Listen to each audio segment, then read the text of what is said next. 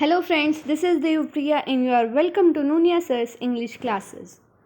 Today we'll study the chapter Physical Features of India. It is second chapter of Geography of grade 9 and it is third part of this chapter. In our previous video we studied about northern plains and how they were formed. In this video we'll study divisions of northern plain. So northern plain is broadly divided into three sections. It means northern plain is broadly divided into three major parts. They are Punjab Plain, Ganga Plain and Brahmaputra Plain. So let's start with Punjab Plain. Western part of northern plain. Punjab plain is western part of northern plain. Now suppose this is Indian map. In north we know Himalayan mountains are there, and I told you to the south of Himalayan mountains northern plain is there.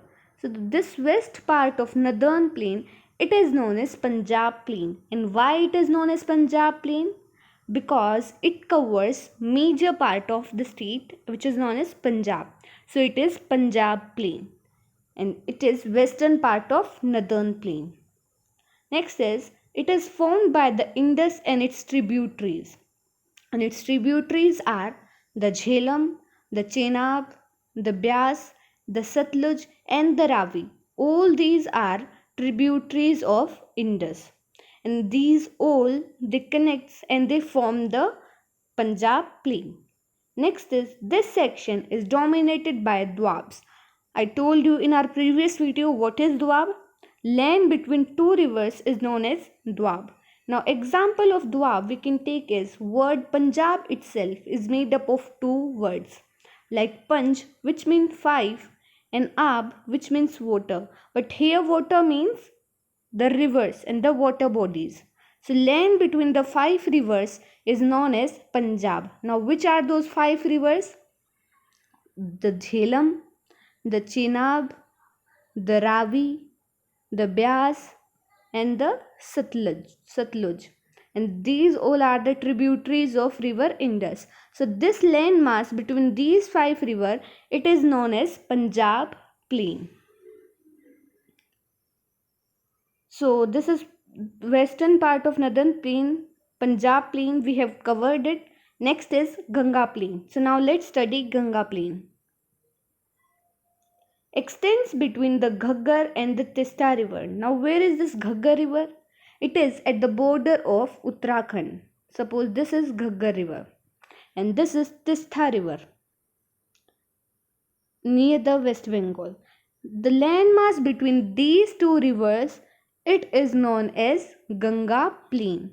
Landmass between the Ghaggar and the Tista rivers, it is known as Ganga Plain. And why it is known as Ganga Plain?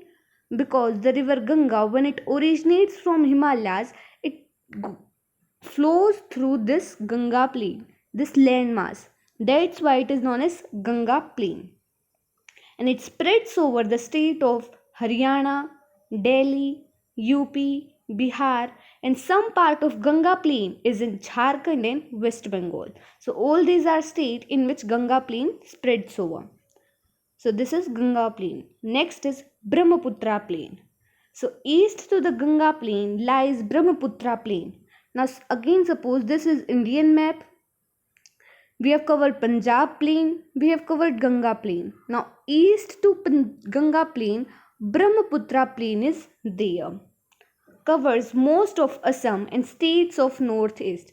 This Brahmaputra Plain, it covers major part of Assam and some part of northeast states, we can say like Arunachal Pradesh. So major part of Assam and some states of northeast India. Next is drained by the Brahmaputra river, and this river we call as Brahmaputra Plain. It is drained by or it is under irrigation of Brahmaputra Plain. People living in Brahmaputra Plain, they use water of Brahmaputra river for agricultural and irrigation activities. So it is drained by Brahmaputra river.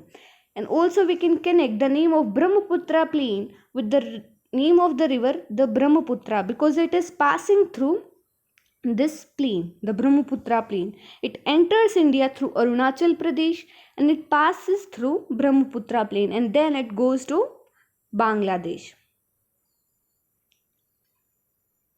Apart from the division on the basis of area, northern plains can also be divided on the basis of diverse relief features, or we can say distinct feature or their physical features. So northern plain is divided into four regions on the basis of relief features, and they are Bhabar, Tarai, Bhangar and Khadar. So now let's study them one by one. First one is Bhabar. So belt of about 8 to 16 kilometers in width lying parallel to the slopes of Shivaliks.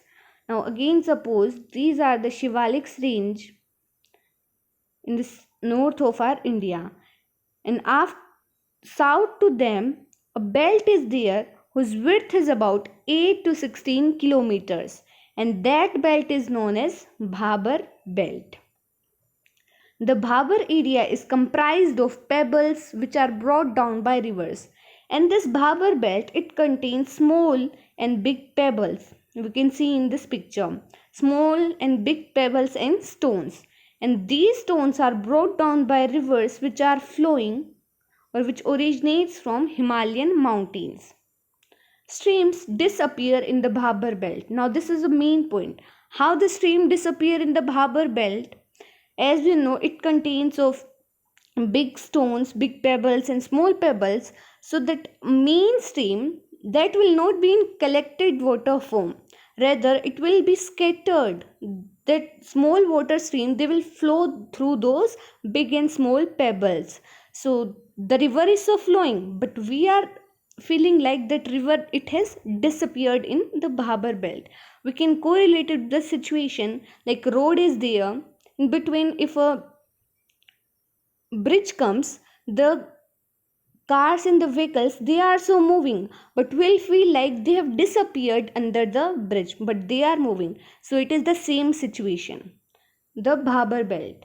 Next is Tarai. So south to Bhabar lies Tarai region. Now see this picture. These are the Himalayas. We have covered them. Bhabar region, Bhabar belt we have also covered this. Next is Tarai region. The wet, swampy and marshy region where the streams and rivers re-emerge. Now unlike Bhabar region, Tarai region is plain kind of area where pebbles and stones they are not in that much amount.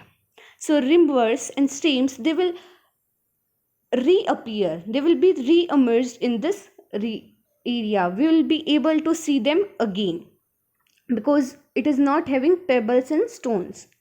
The wet, swampy and marshy region or the muddy area we can say, when you can see when river it is flowing, if it will not get a proper path to flow, it will distribute its water to its surrounding, and that area will become a muddy and marshy region. So it is wet, swampy and marshy region. Which region? The Tarai region is wet, swampy, marshy and muddy region. This region is thickly forested and full of wildlife, and because of a lot of water, many trees they have grown there. Many trees are grown there. So this region is thickly forested and it is full of wildlife. And over the period of time, forests have been cleared to create agricultural land and to settle migrants from Pakistan after partition. But over the time, humans they have cleared and they have cut the forests to have a agricultural land. In the image, we can see this is agricultural land, and to settle the people or migrants who are coming from Pakistan after partition. Next is our Bhangar and Khadar region. We'll do differentiation in these two regions or the belts we can see. So first Bhangar. It is older alluvium. Khadar. It is new and young alluvium. Now why Bhangar is older alluvium? We can see on the picture also this. The upper soil it is Bhangar soil, and the lower small part we can see it is the Khadar region. It is new and fertile soil. So Bhangar is older alluvium because the floods they have come Over millions of years, they deposited their alluvium components over this land, so it became fertile. But now floods are not able to come over that area, or that terrace like structure. Will study it now, the terrace like structure. So it is older alluvium. With time, it has converted into older alluvium. But Khadar, it is getting renewed and fertilized every year because floods are coming in Khadar region. So it is new and young alluvium soil. Bhangar. It lies above the floodplains of the river and presents a terrace-like feature. Now, what are these floodplains? Now, let's study them first. The first image we can see, it is the floodplain. Like this is the main river, main stream, which is flowing. But when flood will come, it will cover all the Khadar part, and it will deposit all its component of alluvium soil, and that soil will become fertile and renewed. It will be renewed. So like this, Khadar is always fertile and it is young and new alluvium. But the terrace-like structure above this floodplain, we can see it is the older alluvium or the Bhangar region, Bhangar belt. So this is the terrace-like structure, the Bhangar belt. So they are renewed almost every year, no doubt. We have studied the same now, and it's also very fertile. The soil in this region contains calcareous deposits, conchers. Now, what are these calcareous deposits and conchers? Now, let's study them also. This image, we have to see this now. Conchers in soil. Now, if you have seen in your real life, when the soil or sand, it became very old, calcium balls will form in that soil or that sand. Like see these balls, these are the conchers or the calcareous deposit in the soil. So the older Bhangar, the older alluvium, it contains many calcareous deposits and conchers in it. Khadar, ideal for agricultural activities, therefore intensive agriculture is performed over Khadar soil. As we know, new and young alluvium is there in Khadar area or Khadar belt, so it is very good and it's very fertile. So people living there in Khadar belt, they do agricultural activities in over the Khadar soil. This is relatively less fertile. Bhangar soil is also fertile, but this is not that much fertile how the Khadar soil is fertile. So it is less fertile. This we have seen. So it was all about Northern Plain. We have covered our second major physiographic division, that is Northern Plain. We have seen how it was formed and their divisions. So in our next video, we'll do third major physiographic division, that is Peninsular Plateau. So hope you understood it very well. So please like the video, share it, and also don't forget to subscribe our channel. Thank you.